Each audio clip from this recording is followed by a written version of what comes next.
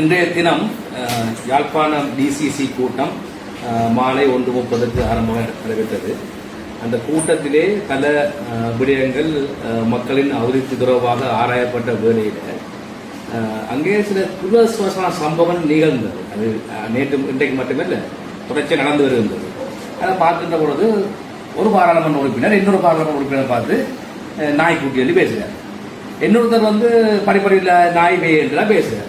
சரியா, நாயை வேயே வேறு வேறு சொல்ல முடியாத வசனங்கள் இது நேரடியாக ஒளிபரப்பாகி கொண்டு முடியாது. எல்லா உலகத்திலும் சகல மக்கள் பார்த்து கொண்ட விஷயம்.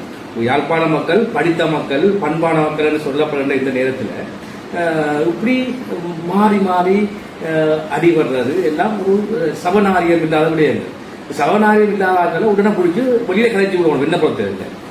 அதே போன்று சில கிரேச பரிசாளர்கள் மேடையில் இருந்த பாராளுமன்ற உறுப்பினர் பார்த்து டேய் இதுதா நான் எப்பே என்றெல்லாம் பேசுறாங்க. அப்ப அங்க படித்த அதிகாரிகள், வடமாநிலத்தினுடைய ஆளுநர், அமைச்சர், அதே போன்று மாவட்டத்துடைய அரசு அதிபர், ஏனைய ஆக்கெல்லாம் நிறைய பேர் இருக்கின்ற பொழுது, பல பேர் பார்க்கின்ற பொழுது இப்படி நாகரிகம் இல்லாமல் கதைக்கிறது மிக மிக மோசமான செயல். இது ஒரு வெட்கப்படக்கூடிய, பொதுமக்களாகிய நாங்கள் வெட்கப்படக்கூடிய ஒரு வேதனையான செயல் என்பதை எதிர்வரும் காலங்களில் தயார் செய்து இந்த இப்படியான முறைகளில் ஒரு கோபம் வரும்.